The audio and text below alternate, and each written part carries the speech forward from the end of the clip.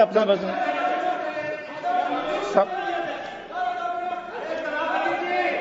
सभा आप शुरू करो, आपका समय शुरू हो गया। सभापति महोदय, मैं आपका बहुत बहुत धन्यवाद करता हूं कि एक ऐसे महत्वपूर्ण एक मिनट माननीय जाधव जी, आपने करीब यहाँ 24 मिनट आपका भाषण हुआ है, आपका और वक्ता है, आपका समय खत्म हो गया है। नंबर 1।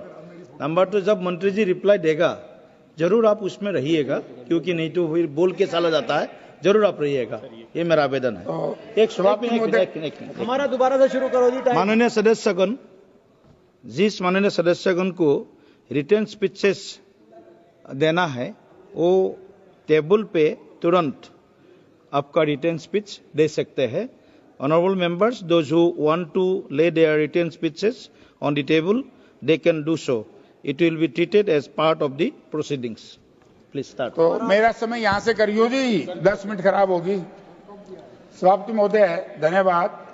मैं ऐसे महत्वपूर्ण मुद्दे पर बोलने के लिए खड़ा हुआ हूँ क्योंकि भारत एक कृषि प्रधान देश है और भारत कृषि प्रधान देश के साथ भारत की अर्थव्यवस्था और भारत का रोजगार ये कृषि के ऊपर बहुत ज्यादा निर्भर करता है। तो अध्यक्ष महोदय, किसान की पैदावार को बढ़ाने के लिए एमएसपी के बारे में बहुत चर्चाएं की जा रही है। उधर की सरकार की तरफ से भी मैसेज आया, हरियाणा प्रदेश के चुनाव हो रहे थे, इन्होंने कहा कि हमने हरियाणा में 24 फसलों का एमएसपी दिया है। तो मैं सबसे पहले तो सभापति महोदय, मैं आपके माध्यम से माननीय मंत्री जी से पूछना चाहता हूं, ये एमएसपी अभी शुरू हुआ है या 14 से पहले भी था?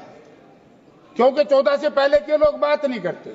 मैं इनके ध्यान में लाना चाहता हूं, मुझे याद है देश की आजादी के समय कॉन्स्टिट्यूट असेंबली में भी एमएसपी का इस मुद्दा उठाया गया था और स्वर्गीय चौधरी रणबीर सिंह जी ने इसको उठाया और उस वक्त देश के तत्कालीन प्रधानमंत्री पंडित जवाहरलाल नेहरू ने कहा कि देश के विकास के लिए कृषि के उत्पादन का मूल्य देना अति आवश्यक है। तो तब से ये इश्यू चल रहा था और माननीय स्वर्गीय श्रीमती इंदिरा गांधी जी ने ग्रीन रेवोल्यूशन के नाम से जब देश भीख का कटोरा लेकर के दूसरे देशों में गेहूं और दूसरे अनाज की भीख मांगता था, आज ये जो भारतवर्ष में क्रांति आई है किसान की और उसकी ग्रीन रेवोल्यूशन की, तो एक कांग्रेस पार्टी की देन है। मैं भारतीय जनता पार्टी के साथियों को कहना चाहता हूं, ये भारतीय जनता पार्टी का कोई योगदान नहीं है। तो इसके अंदर अब बात आई एमएसपी की। मैं बताना चाहता हूं, अभी मेरे साथी अनुराग जी यहाँ है नहीं, 2014 में धान पर एमएसपी था 1310 रुपए और गेहूं पर एमएसपी था 1400 रुपए और 2024 में आज धान के ऊपर एमएसपी है 2320 रुपए और गेहूं के ऊपर एमएसपी है कुल 2450 रुपए। ये 10 साल में सर 1000 की वृद्धि हुई। लेकिन इस 1000 की वृद्धि में एक दिन चर्चा चल रही थी, मैं नाम नहीं लेना चाहता, डीएपी की बढ़ोतरी कितनी हुई? मैं मंत्री जी अपना जवाब देंगे। अपने जवाब में 1600 रुपए आज डीएपी का भाव है, जब यूपीए सरकार थी 900 रुपए था। यूरिया का भाव 265 रुपए था और आज यूरिया का भाव 300 रुपए से ज्यादा है। तो मैं एक बात पूछना चाहता हूं कि वृद्धि तो आपने 10 साल में 1000 रुपए की कर दी, 100 रुपए पर ईयर, लेकिन जिस तरीके से यूरिया के भाव, कीटनाशक दवाओं के भाव, जो कीटनाशक दवा 200 रुपए का डब्बा आता था आज वो 850 रुपए का है। जो बीज 50 रुपए किलो था आज वो इन 10 साल में वो 150 रुपए किलो हो चुका है। तो यानी कि किसान की पैदावार को बढ़ाने के लिए उपयोग में लाने वाली चीजें बढ़ती जा रही हैं और किसान का जो एमएसपी है वो घटता जा रहा है। क्योंकि हरियाणा प्रदेश के मुख्यमंत्री ने, माननीय मंत्री जी भी गए थे कि हमारी सरकार बना दो, हरियाणा में 3100 रुपए का भाव दे देंगे। आज तो हरियाणा में 2300 रुपए भी नहीं मिला सर। कुल 1600 रुपए प्रति क्विंटल के हिसाब से धान की फसल हरियाणा में, पंजाब में, वेस्टर्न उत्तर प्रदेश में कोड़ियों के भाव खरीदी गई। मैं आपके माध्यम से कृषि मंत्री जी से कहना चाहूंगा, या तो इसकी जांच कराओ, अगर 10% भी धान एमएसपी पे बिका हो हरियाणा पंजाब में तो मुझे दंडित कर देना, वरना जिन लोगों ने ये पैसा लिया है क्योंकि किसान के खाते में पैसा पूरा भेजा, और ये कहा गया कि तेरा मॉइस्चर ज्यादा है, तेरा ब्रोकन ज्यादा है, किसान को कम पैसे दिए गए। ये लूट है इस एमएसपी के ऊपर। और मैं याद दिलाना चाहता हूं भारतीय जनता पार्टी के लोगों को, याद होगा यूपीए सरकार में सर आपने स्वामीनाथन कमीशन का इशू उठाया था। स्वामीनाथन कमीशन की लड़ाई लड़ने के लिए बीजेपी के लोग अर्धनंगा होकर के सड़कों पर घूम रहे थे, और जब सरकार आई दुम छुपा करके बैठ गए। मैं विधानसभा का सदस्य था और उस वक्त के आज इस हाउस के सदस्य नहीं, हमारे कृषि मंत्री जी बोल रहे थे।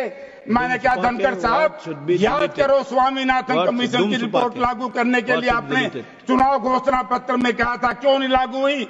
और इसी दौरान स्वामीनाथन कमीशन के जो मद थे उनको पूरा करने के लिए यूपीए सरकार में तत्कालीन डॉक्टर मनमोहन सिंह जी ने एक ग्रुप ऑफ चीफ मिनिस्टर बनाया था, और ग्रुप ऑफ चीफ मिनिस्टर में चौधरी भूपेंद्र सिंह हुड्डा थे, स्वर्गीय प्रकाश सिंह बादल जी थे, मायावती जी थी, और माननीय नरेंद्र मोदी जी भी उस वक्त यूपीए की सरकार में बनाए गए थे। याद होगा मुख्यमंत्री जी आपको भी। तो उस वक्त ये फैसला हुआ। आज जो बात करते हो आप किसान के कर्ज की, यूपीए सरकार में 60,000 करोड़ रुपया किसान का माफ हुआ तो यूपीए सरकार में हुआ, और आपने 17 लाख करोड़ रुपया चंद परिवारों का, साहूकारों का, धन्ना सेठों का माफ करने का काम किया। इस देश के लोग ये चाहते हैं कि खून और पसीने की कमाई से सुखी धरती का सीना चीन करके इस देश का अन्न हम पैदा करें और हमारे अन्न का लाभ चंद लोग उठाएं, धन्ना सेठ उठाए। मैं इसका विरोध करता हूं। और मंत्री जी अब ये अनुराग जी चले गए। आज कल ही मैंने पढ़ा है, आज हिमाचल का किसान बड़ा दुखी है कि कहीं अमेरिका से जो सेब आएगा वाशिंगटन से, अगर उसकी एक्साइज ड्यूटी आपने कम कर दी तो हमारा सेब रुड़ जाएगा। तो इसलिए मेरा आपसे ये भी निवेदन है कि किसान के खेत में जो फसलें पैदा होती हैं उनका भाव ज्यादा से ज्यादा दिलाने का काम करें। और मैं तो एक और कहना चाहता हूं, हमारे साथी कह रहे थे मंडियों का एक सर्कुलर आपने और निकाल दिया है। 25 नवंबर 2024 को कृषि विपणन पर जो चिट्ठी निकाली गई है वो किसान के लिए काला संदेश है, काला वारंट है। यदि इस देश में विपणन का सिस्टम जो आपकी चिट्ठी में मैंने पढ़ा उसको लागू कर दिया गया, किसान को बहुत बड़ा नुकसान होगा। आप बात करते हैं कि किसान निधि, सर 2019 से लेकर के आज तक 6 रुपये मिलते हैं ना किसान को, 6,000 रुपए, 6,000 है ना। अब आए डीजल के दाम। डीजल के दाम उस वक्त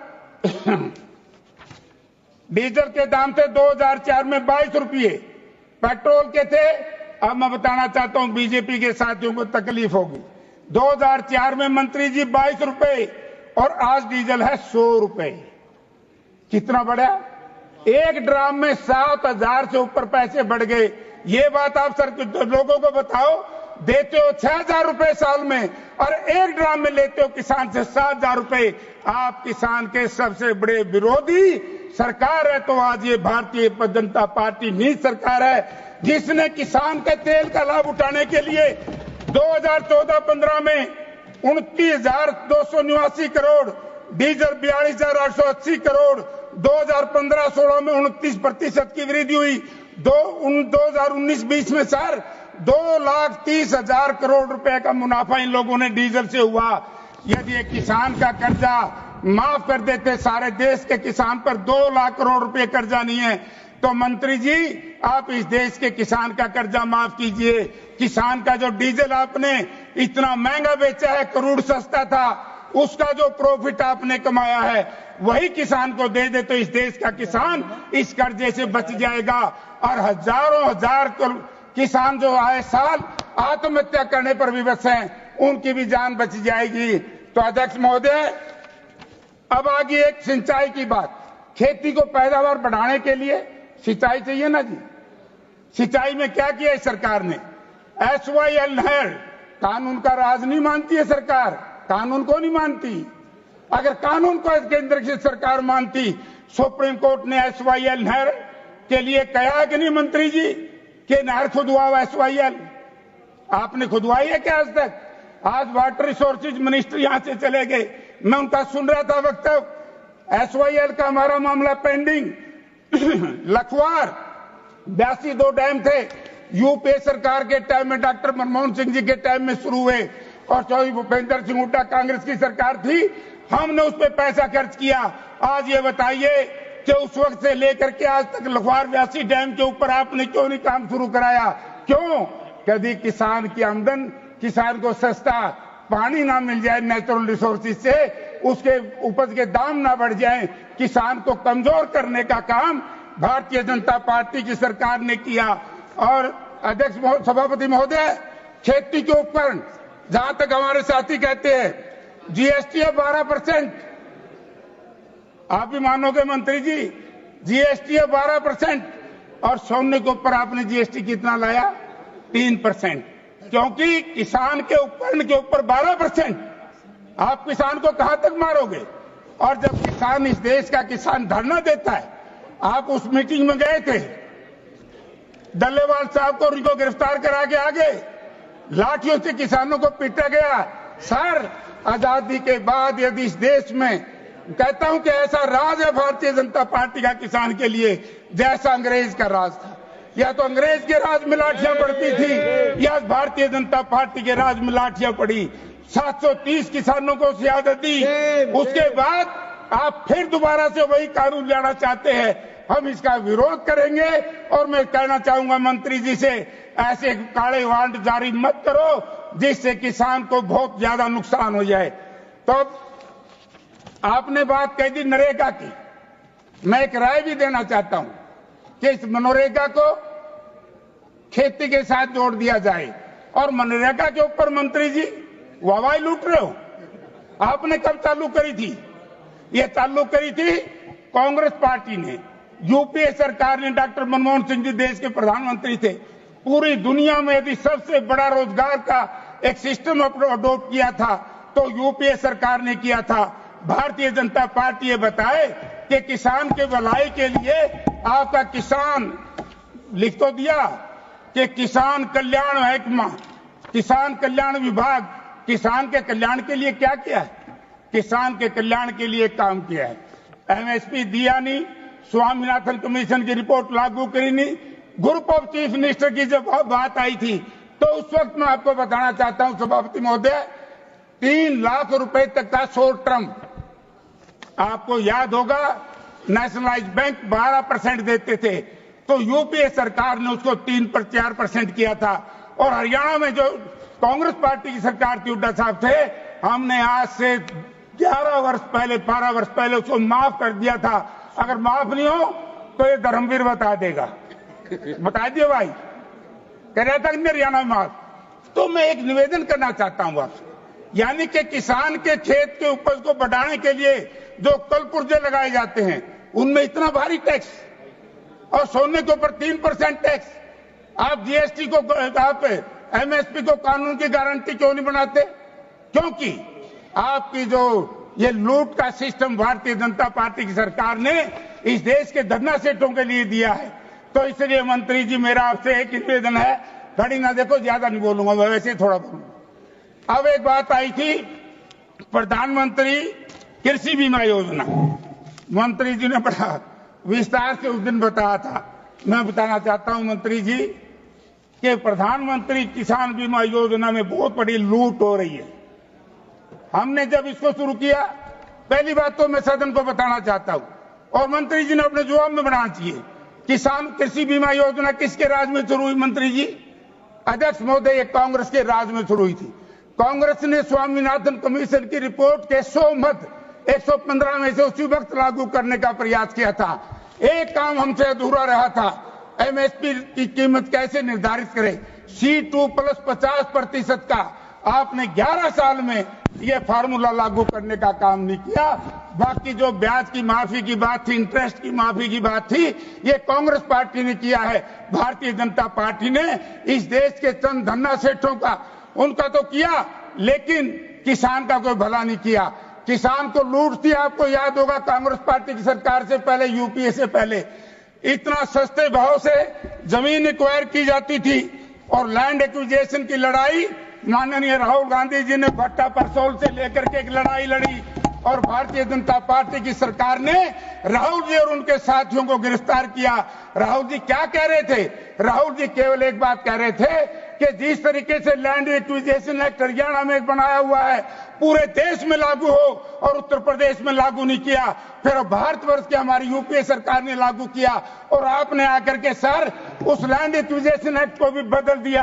आपने उसमें 2 धाराएं ऐसी गलत जोड़ दी कि किसान की जमीन लूटने का काम किया, तो भारतीय जनता पार्टी की सरकार ने किया। तो इसलिए मैं आप मंत्री जी से कहना चाहूंगा कि नरेगा के लिए और विशेष तौर से एमएसपी के लिए मैं आपसे कहना चाहूंगा इसको कानून की गारंटी का दर्जा दे दो। सर आप भी मानोगे किसान को एमएसपी को कानून की गारंटी मिलनी चाहिए कि नहीं मिलनी चाहिए? बता दो, आप बता दो तो बताओ मंत्री जी, मिलनी चाहिए। अगर एमएसपी को कानून की गारंटी दोगे तो इस देश का किसान बचेगा, तब हम मानेंगे। अगर एमएसपी को कानून की गारंटी नहीं दी, आप किसानों के सबसे बड़े शत्रु हो। और इस देश में यदि कांग्रेस पार्टी की सरकार आज होती, किसान को लाभकारी मूल्य देते। आपने तो जनता को भ्रमित करने का काम किया। माननीय नरेंद्र मोदी जी ने कहा था 2022 में हम किसान की आय दुगनी कर देंगे। सर आपका इकोनॉमिक सर्वे क्या कहता है? 2024 की ग्रोथ रेट जो है वो गिर करके 2022 में आ गया 4.7 से लेकर 1.4 तक, यानी कि किसान की आय घटी है। किसान की आय घटने की वजह से किसानों के बेटे रोजगार नहीं है, हरियाणा में रोजगार नहीं है, देश में। मोदी जी ने जो वायदा किया था कि 2 करोड़ लोगों को सारा साल मैं रोजगार दूंगा, अगर वो रोजगार मिल जाता किसान के बेटों को, डोंकी के माध्यम से बाहर क्यों जाते? तो इसलिए मैं आपसे नम्रतापूर्वक निवेदन करना चाहूंगा कि इस देश की जो रीढ़ की हड्डी है किसान को और किसानी को बचाना है, तो स्वामीनाथन कमीशन के जो मद बचे हैं हमने बहुत लागू कर दिए थे। आपके जो बचे हैं C2 प्लस 50% का फार्मूला, आप उसको लागू करवाओ मंत्री जी। अगर वो लागू नहीं हो पाता तो हम ये सोचेंगे कि केंद्र में बैठी हुई भारतीय जनता पार्टी की सरकार, जो आदरणीय स्वर्गीय श्रीमती इंदिरा गांधी जी ने ग्रीन रेवोल्यूशन ला करके इस देश को अन्नदाता बना करके सारी दुनिया में हमने अन्न बेचा था, आप इस तरह का भंडारण की बात करते हैं। एक अंत में कहना चाहूंगा सर, भंडारण भी कुछ लोगों को दे दिया। मेरा मंत्री जी से एक सुझाव है, एफसीआई के पहले जो गोडाउन होते थे मंत्री जी, वो खुली छूट पे पुल भी दिए जाते थे। आज एक ही व्यक्ति को पूरे भारतवर्ष के भंडारण का काम जो दिया जा रहा है, मैं उसकी निंदा करता हूं। और मंडियों को बंद करने का जो काम, जो चिट्ठी आपने लिखी है, तो दोबारा मंत्री जी उस चिट्ठी को मंगवा लो, वरना इस देश का किसान और मजदूर सड़कों पर आकर के आपके खिलाफ लड़ाई लड़ने में विवश हो जाएगा। पहले 730 किसानों की शहादत आप ले चुके हैं। आप तो अंग्रेज से भी खतरनाक निकले। अंग्रेज के राज में कम से कम हमें यह था, हमारे पूर्वजों ने, हमने देश आजाद कराना है। आज आजादी के बाद भी एक ऐसा राज इस देश के लोग ले आए कि किसानों को शहादत देनी पड़ी। तो इसलिए मैं आपसे निवेदन करूंगा कि ये छोटा सा बजट 2.7 बढ़ाया 5, ठीक बोलो कृषि प्रधान देश, बार बार मंत्री जी को कि कृषि को मजबूत करेंगे, इतना थोड़ी बढ़ोतरी करके मजबूत करोगे क्या? Thank you honourable member. तो इसलिए मैं इसकी निंदा करता हूं। धन्यवाद। आदरणीय सदस्य श्री दुष्मन सिंह जी। दुष्यंत सर का पसीना जब माथे को आता है वो किसान है जो अपने दम पर फसल को उगाता है। आन है, बान है, शान है, किसान है। किसान इंडिया, चलेगा हल, बढ़ेगा बल।